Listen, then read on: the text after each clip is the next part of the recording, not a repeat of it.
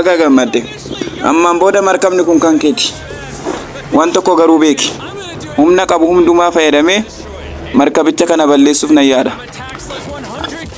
Markabicha eeguu kan qabu moo siidha jechuudha. Marfoota ibba tokko nan tokkaasa. Tokkaatii garagaraa hin jiru jechuudha. Kanaaf dhiibbaan garagaraattis hin jira jechuudha. Sa'aatii kanaan booda jalqabee sa'aatii 24 qabda. Markabicha kana eeguuf kanaaf kaardii koo fayyadamuudhaan meeshaa garagaraa biturra jira jechuudha. Marsaa jalqabaatiin marfoota ibba tokkorraa markaba isaa eegu. Mee karoora kennatti. Karoorri kiyya baay'ee salphaadha. Karaa marfiitiin markaba kiyya oksee girgiddaa ijaaraan jira. Kanaaf halkan guutuu hojjetanii amma lafti bari'eera jechuudha. Sa'aatiin 24 xumuramuu ga'eera. Amma xumuramee jira.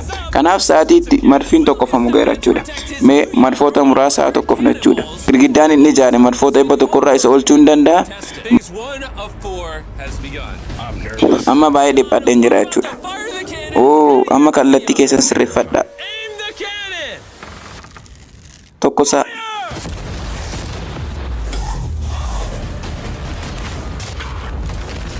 Yaa Waaqayyo. Wanti kun baay'ee uree darbaadha. Xiitoonni marfii girgiddaa isaa uranii darbaa jiru. Amma nyaatamee jira. Wanti tokko bakka natti dhaga'amaa jira. Sirraa miti markaba keerraa hir'ate wanti tokko. Xiitiin marfoota guutummaa markabichaa bittinneessaa jira jechuudha. Haa ta'u malee kun rukuttaa jalqabaati. Kanaaf markabicha irratti xiitii marfoota haala taraadhaan gadi isaa irraa jechuudha. Marfoonni kunin kan yaanneen ol baay'ee cimoodha. Sa'aatii baay'ee rakkisaan booda amma markabicha laaluuf taana. Beenaa laalu beenaa. Markabni koo guutummaan guutuutti akka hin banne ilaaluun barbaada. Haala nama ajaa'ibuu markabicha oolteera. Uraa garaagaraatii fi sibiilonni caccabanaa jiraatu malee guutummaan guutuutti nasaadha. Xiitiin marfichaa kallattiidhaan asuuf kun garuu miidhaa xiqqaadha markabicha kanarra kan ga'e. Guutummaan mana itti dhiqatanii guutummaa cabee jira jechuudha. Mastaawwatii as jiru kana ilaala. Xiitii marfi sadi qofa turkute. Kanaaf marsaa jalqabaa dabarteerta jechuu hin dandeenya jechuudha. Dhibba keessaa sadi qofatu na rukute. Kun baay'ee gaariidha. Marsaan itti aanu garuu baay'ee itti yaaduu qabda. Garuu of hin eeggadhu yoo jettes ansin agarsiisa humna kiyya. Boomboota fidaa gamana. Sa'aatii 24 booda boombonni galaana keessaa kun markaba kee biratti hin tokkochaadha. Yaa Waaqayyo. Boomboota kana viidiyoo kanaan dura laallee turre. Hamma yaaddeen ol baay'ee ciccimoodha jechuudha. Bombonni gurguddoon koo shanii naannoo koo marsaniiru. Akkamittaan kana ofirraa qolachuu danda'a. Amma rafuun qaba ganaman laa itti yaada. Amma ganamaan ka'ee gara hojii deemeera jechuudha. Haa ta'u malee roobni cimaa waan jiruuf kireenii fayyadamuu danda'a. Kun baay'ee nama jibbisiisa. Wanta hundumaarraa harka keenya hojjedha. Firaashii fayyadamuudhaan dhugaa jedhe. Firaashiin guutummaan guutuutti oksuu barbaada. Kanaaf hojjettoonni isaa firaashii katamaa keessa hundumaa gara kanaatti fidaa jiru. Firaashota hundumaa gara kana fida. Guutummaan markabichaa firaashiidhaan oksa. Sentimeetirii tokkollee banaa ta'uu hin qabu. Wanti kun amma markaba fakkaatu. Tuulaa firaashii fakkaata malee.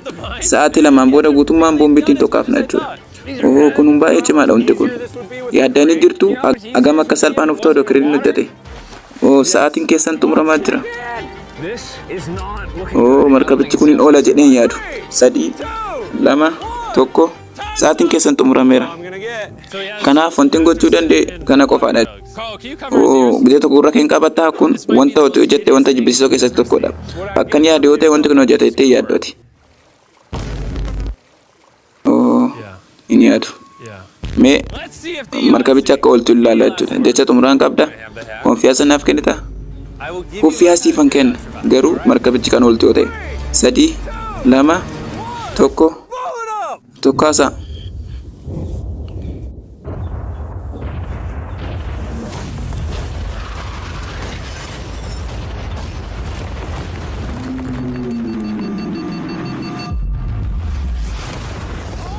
Yaa Waaqayyo. Karaa kaminuu kanarraa hin oola jedheen yaadu. Beenaa alaallu mee beenaa. Qophisaa alaallu. Yaa Waaqayyo. Wanti kun gaarii jira. Haga ammaatti akkuma dhaabattee jirti. Firaashonni barraan gubatanii jiru garuu markabichi homaa takka hin taane. Waan an jedhu hin qabu. Firaashonni kunniin markabichaaf da'oo gaarii ta'anii turan. Fuuldura keenya marsaan sadaffaan jiru. Marsaan kun rukuttaa 3 qaba jechuudha. Riqitii miliyoona ta'an gara markabichaa hin gadhiifna. Qastii baay'ee gara markabichaa hin gadhiifna. Xumura irratti immoo kaataappileetota ibidda qaban gubbarraan ittiin gadhiifna jechuudha. Dorgommii hagaa har'aatti jiran karoorri ati hojjette ta'ee jira. Ammas ergaa dabarsaa jira.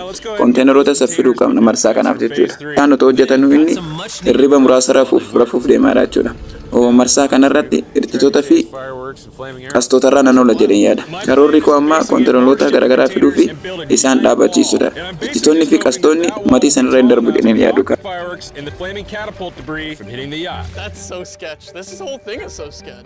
Guyyaa kiyya baay'ee ofitti amaneen jira jechuudha. Marsaa lammaffaa faana gaafa walitti qabsiisnu kun baay'ee cimaadha.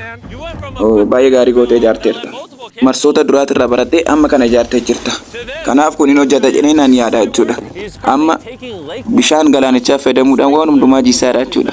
Kunis markabicha irratti ibidda akka hin qabannee fi akka hin bobeenye gochuuf yaadete jechuudha. Mee amma gimbii inni ijaare ilaaluuf deemaa irraa jechuudha. Girgiddaan kun meetira 2 dheerata. Kanaaf kaataappileetota san gaafa gadhiifnu girgiddaa kanarra darbuudhaan markabicha rukuta jedhee naan yaada. Miti lakki rukutu gonkumaayyu.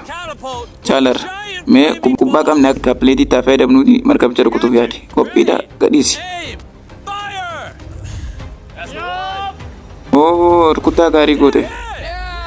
Markabichi kee tokkoon isheen oolu guutummaan guutuutti hin tokkaatu. Maaliif hanga kana hundumaaf itti amante? Sakandii 30 qabda waan tokko kan itti hojjettu. Garuu ati homaa hojjechaa hin jirtu. Qophoofne jirra. Kanaaf sakandiin 20 otoo eeguu baanne homaa rakkoon qabu itti homaa rakkoon qabu jalqabe. Sa'aatiin xumurameera. Marsaan sadaffaan amma jalqabuuf ta'a. Kaataappileetotaa fi qastoota boba'oo fi hir'itoota miliyoonaa ol ta'an jechuudha. Mee markabichee kanarraa akka oolu ilaallu jecha xumuraa qabaatte. Carraa gaarii. Hir'itoota tokko sa'a.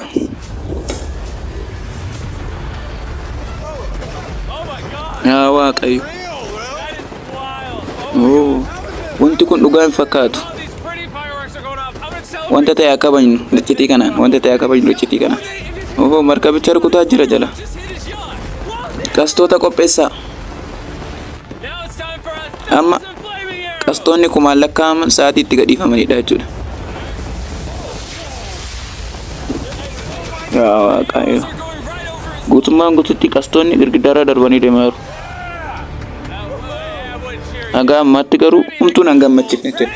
Kaataappileetota garuu qopheessan. The next thing we're flinging are balloons. On fire. Here we go! Basically flaming bowling balls. Fire no! Gadhiifamee jira. Kanaaf kallattiidhaan gara markabichaa deemaa jira. That's going straight for his yacht. That hit the shipping container right by his yacht. Let's go, baby! And if you buy anything in game, oh my god! Dude, his boat is exposed. Hagai, I'm feeling worried for amma siif sodaachaa jira. Still feeling good. Haga ammaatti waan gaarii natti dhaga'ama. Markabichi koo nagaa akka taate abdiin qaba. You just don't look good enough. Kanaaf kaataappileetota gadhiifaman keessaa tokkollee markabicha irraa kan bu'u yoo ta'e viidiyoon kun asitti xumuramuu danda'a. Sean's yacht. This whole video might be over. Baay'ee dhiyaatee ture. Fire the final catapult! Isa xumuraa gadhiisaa. Kun kallattiidhaan waan rukutu fakkaata.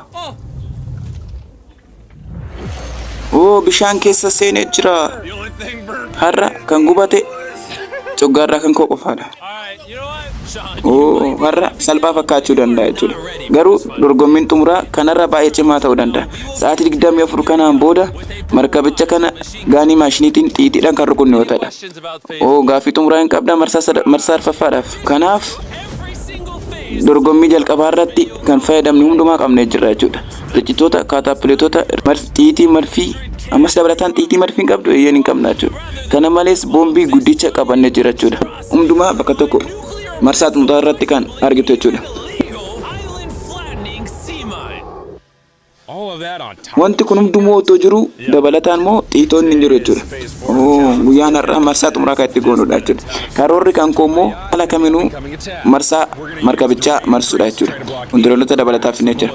Kontineerri sun kallattiidhaan warra shugguxii gadhiisan dhoksuuf hin ta'a. Ibidda akka hin bobeenyeef immoo biyyee fideetti nan gannaqa. Kan biraa immoo boombii guddaadha. Boombiin guddaa immoo karaa bishaaniitiin waan dhufuuf pilaastikii rottoo kana jechuudha. Water-filled barrels. This challenge is tough. I mean, I'm away from home. Dorgommiin kun baay'ee ulfaataadha. Sababni isaatis dorgommiin bishaan irratti waan ta'eef haala salphaadhaan meeshaa sochoosuu hin dandeenyu. Just walk out to the boat and put stuff on it. It's made it so difficult. Boombi sun garuu amma baay'ee na yaachisaa jira. Xiitootaaf kan ta'u meeshaa sibiilaa warra daddabaluudhaan ta'edha jechuudha. Ibidda ofirraa dhoowwuuf moo daaraa fayyadameera jechuudha. Kan biraa moo duratti kan ijaare girgiddaa meetira 2 jira jechuudha. 5, 4, 3, 2, 1. Hundumti keessan dhaabachiisa. Sa'aatiin xumurameera.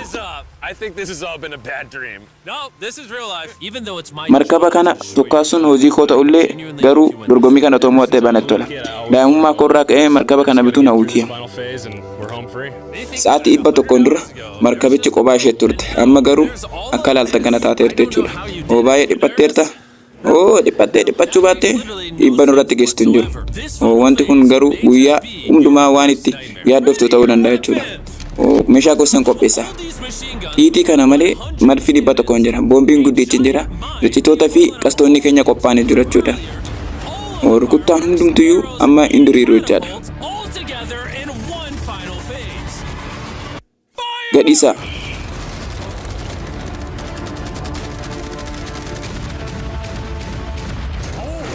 Laala achitti tokko rukutamee jira.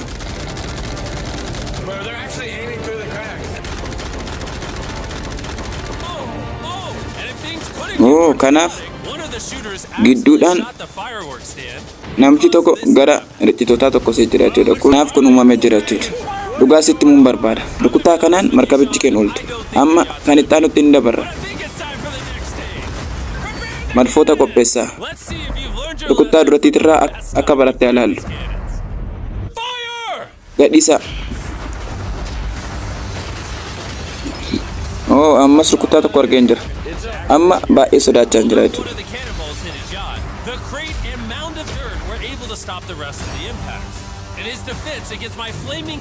Kubboonni darbataman kan ibiddaan tolfaman gadhiifamaadha. Haa ta'u malee girgiddoonni inni ijaare amma kana ofirraa oowwaa jira jechuudha. Deebiseen jira. Karaa kanaan yoo deemne halkan guutuu asitti dabarsuu dandeenya. Kanaaf amma marfoota, riccitoota, kaataappiliitota fi wantoota hundumaa bakka tokko gadhiifna jechuudha. 3, 2, 1 hundumaa bakka tokko gadhiisaa.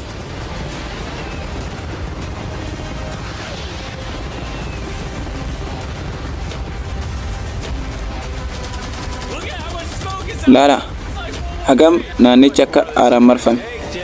Kun baay'ee mana jeesaa jira.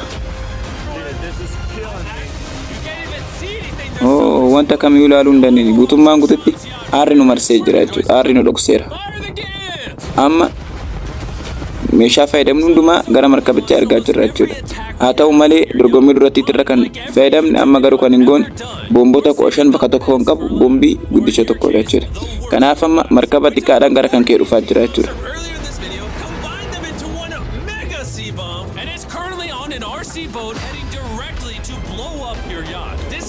Tokkaatiin kun tokkaatii guddaa ta'a jechuudha.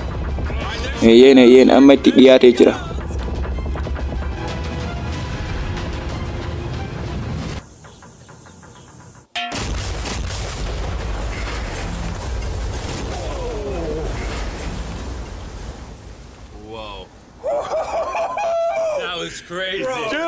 Kun baay'ee waan nama ajaa'ibuudha. Beenaame markabichi sun akka hirtuu ilaallu kaanne. Beenaa ilaallu. Laala guutummaan guututti naannichi marqamee jira. Wantoota baay'ee ajaa'ibsiisoo godheen jira kanaan dura. Haa ta'u malee dorgommii akkanaa kanaan dura argeen beeku.